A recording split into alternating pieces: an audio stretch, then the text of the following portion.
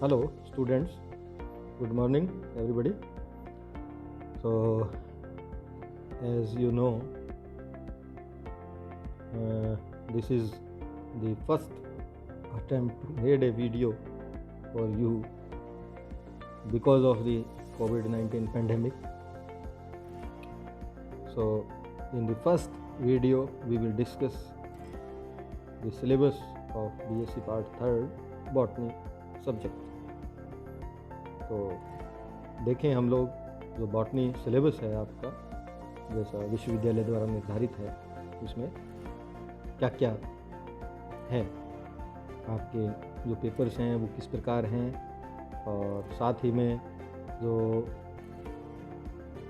Examination का pattern है वो क्या है, क्योंकि आप लोग फर्स्ट ईयर और सेकेंड ईयर दो क्लासेस में कर चुके हैं तो लगभग वही है। तो अब देखें हम लोग, तो आपके जो बॉटनी का सिलेबस है, इस बॉटनी सिलेबस में आपके जो पेपर्स हैं ये क्योंकि यहाँ शायद थर्ड ईयर है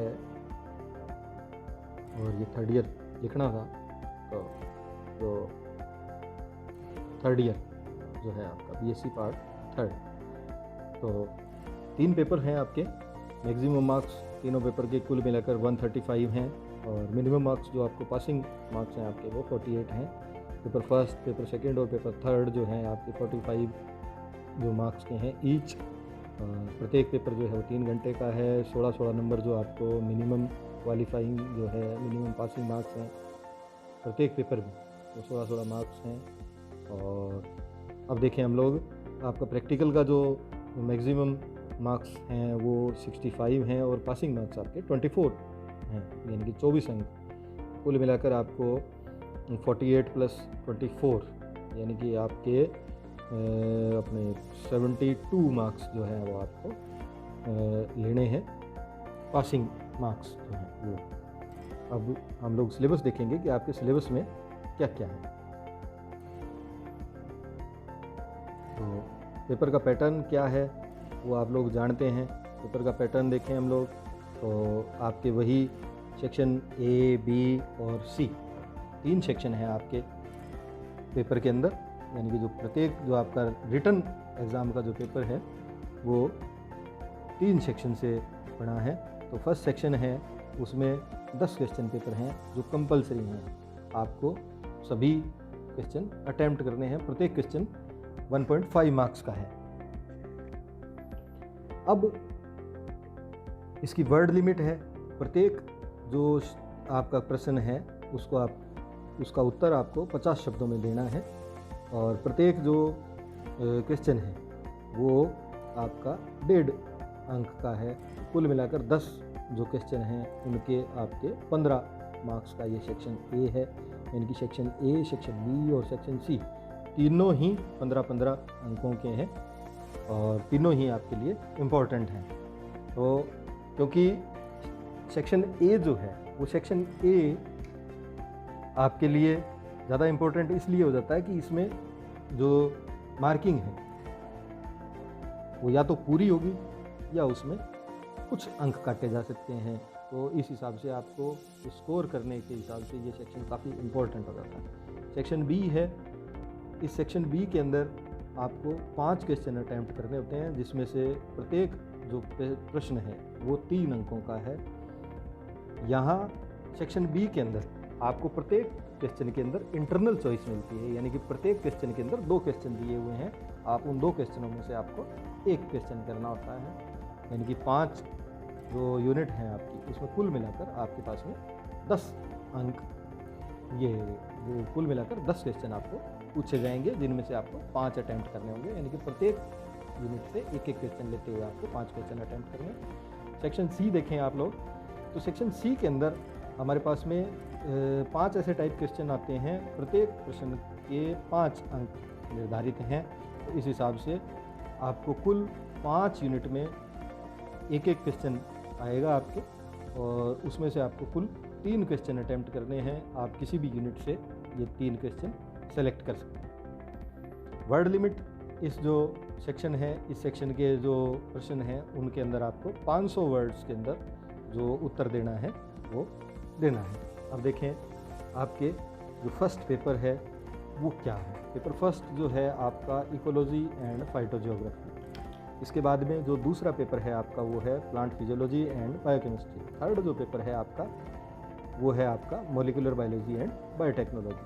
अब क्योंकि जैसा आप जानते हैं कि आपने लोअर प्लांट्स पढ़े कहाँ, फर्स्ट ईयर में, जिसमें आपने algae, bryophyte, pteridophyte, gymnosperm, fungi, palaeobotany या प्लांट पैथोलॉजी, ये आपने फर्स्ट ईयर में पढ़े। सेकेंड ईयर में आपके पास में जो ग्रुप था वो था एंजियोस्पर्म का। एंजियोस्पर्म के बारे में जितना भी आपने अध्ययन किया वो आपने कहाँ पढ़ा, सेकेंड ईयर में।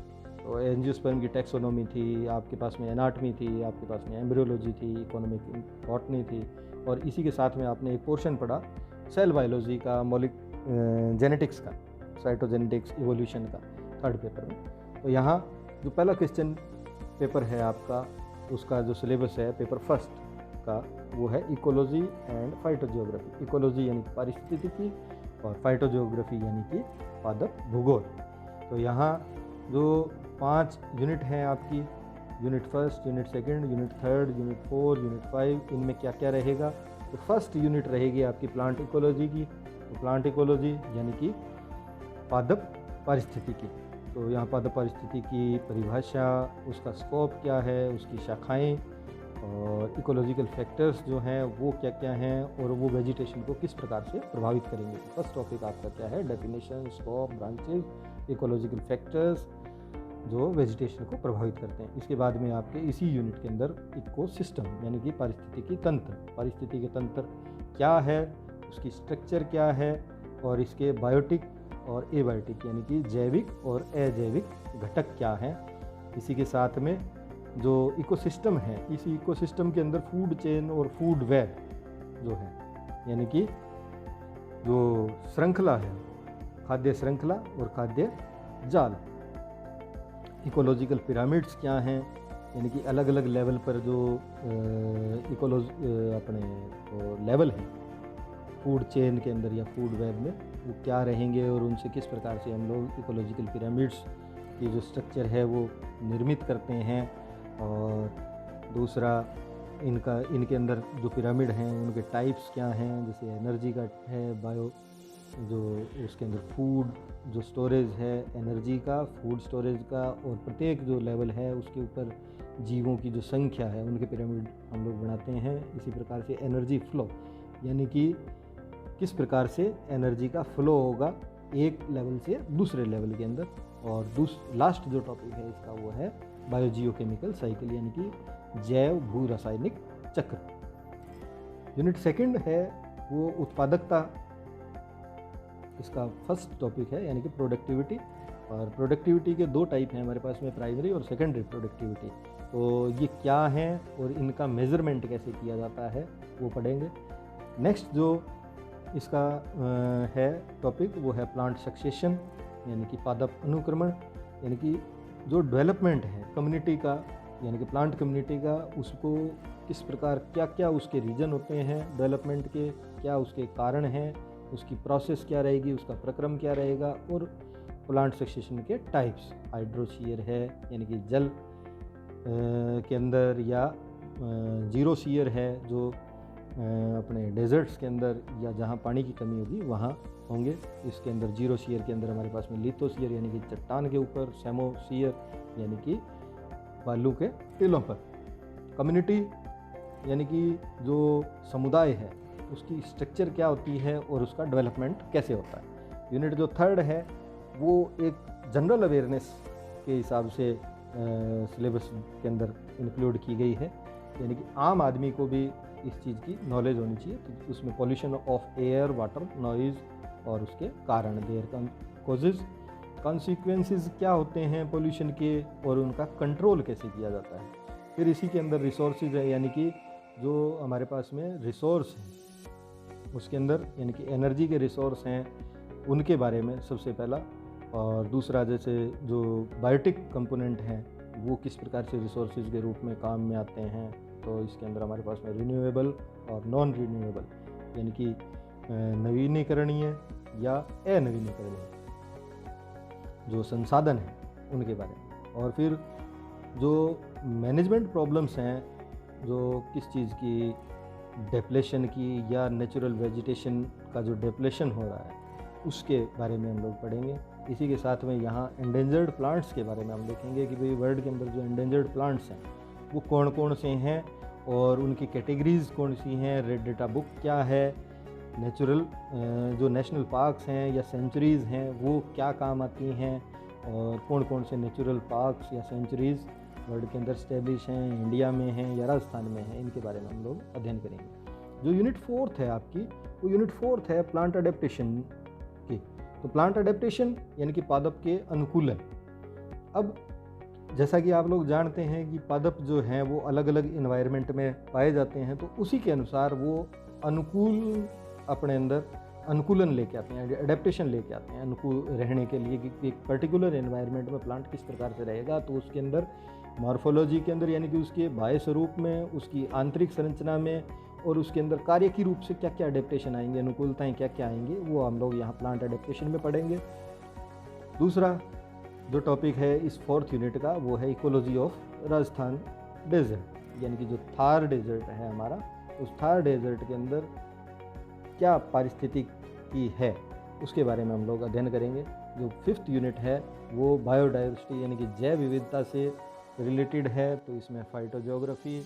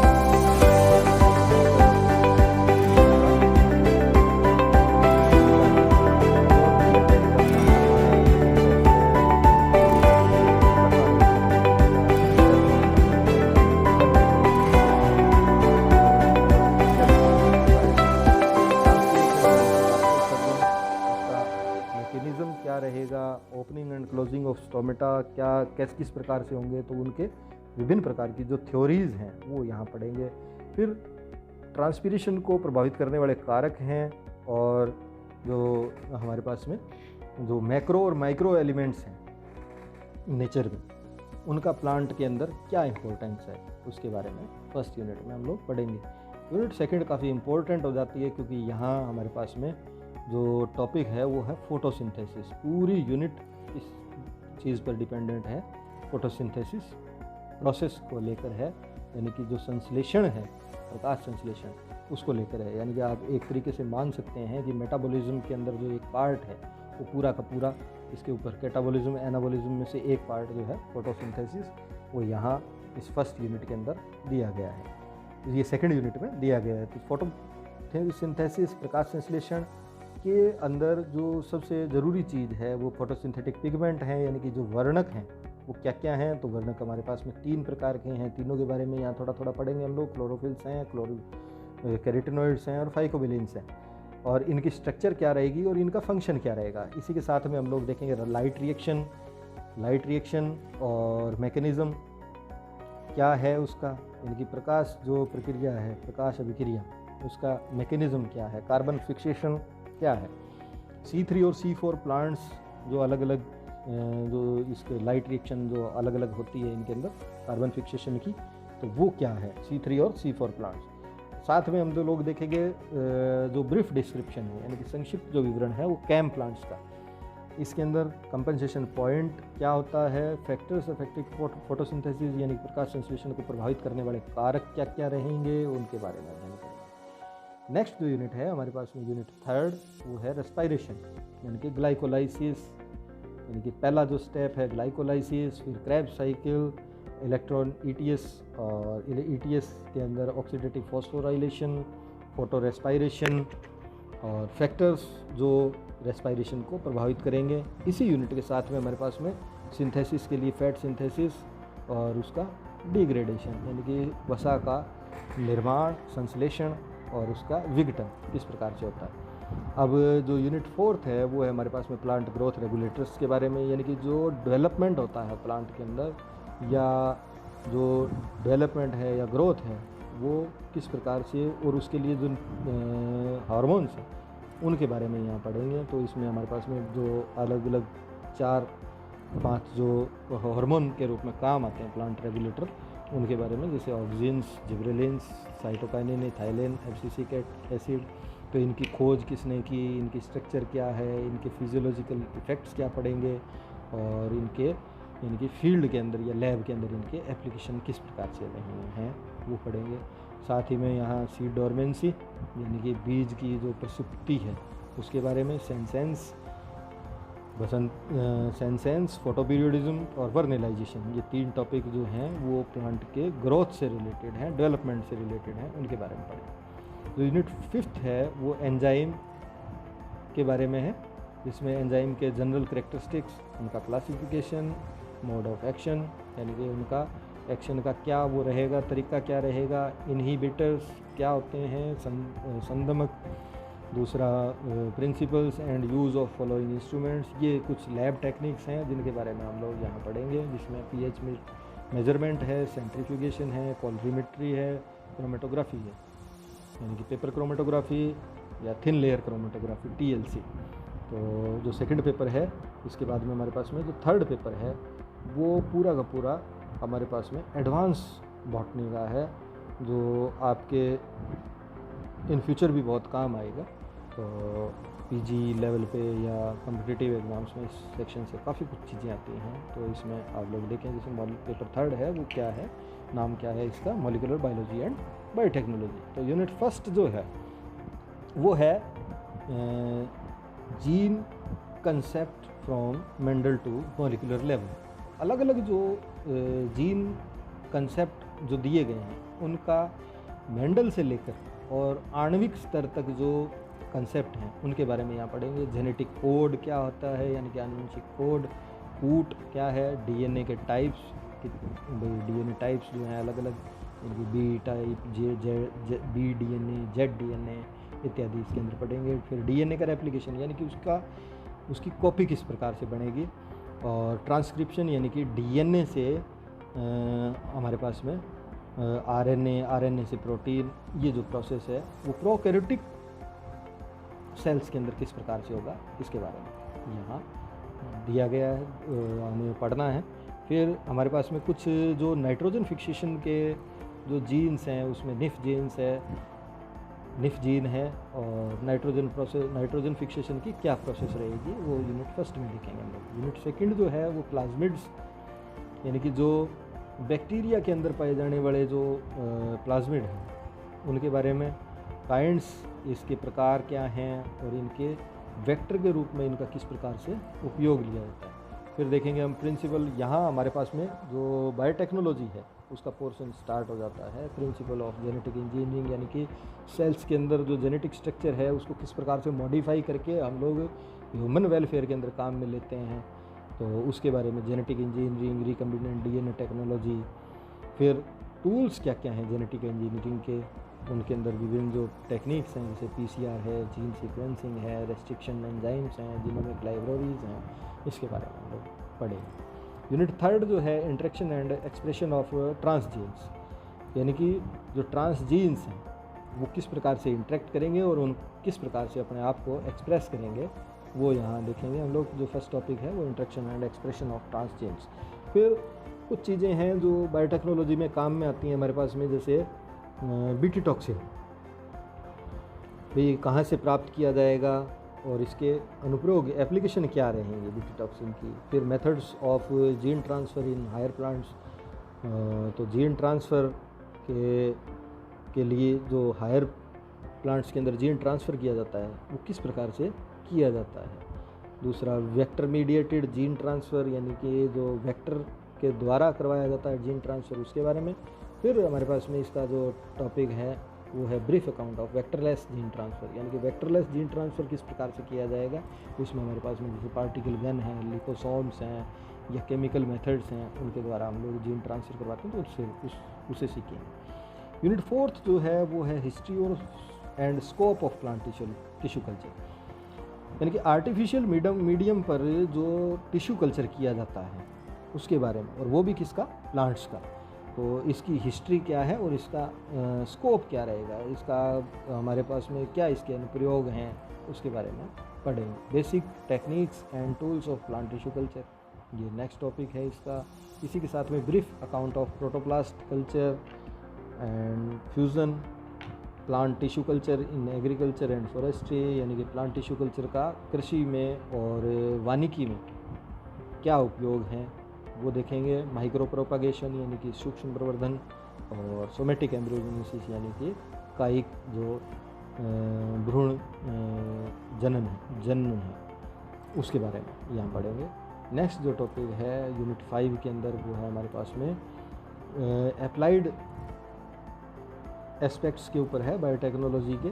तो प्लांट टिश्यू कल्चर का इंडस्ट्री में सेकेंडरी प्लांट प्रोडक्ट्स प्राप्त करने में किस प्रकार से उपयोग है, इसके definition, types and uses of alkaloids, यानी कि एल्केलॉइड के परिभाषा क्या है, उसके प्रकार क्या हैं और उनके अनुप्रयोग क्या हैं, ये यहाँ हम इस पेपर में देखेंगे। साथ ही फैक्टर्स जो affecting production of secondary products in cultures grown in bioreactors, यानी कि फर्मेंटर्स या बायोरिएक्टर्स के अंदर जो सेकेंडरी प्रोडक्ट्स हैं उनको तैयार करते टाइम या करते समय जो प्रभावित करने वाले कारक जो हैं उनके बारे में हम लोग अध्ययन करेंगे। तो ये हमारे पास में कुल 3 पेपर हैं, और इसका जो आपका जो थर्ड पेपर के बाद में आपके पास में प्रैक्टिकल पेपर आ जाता है।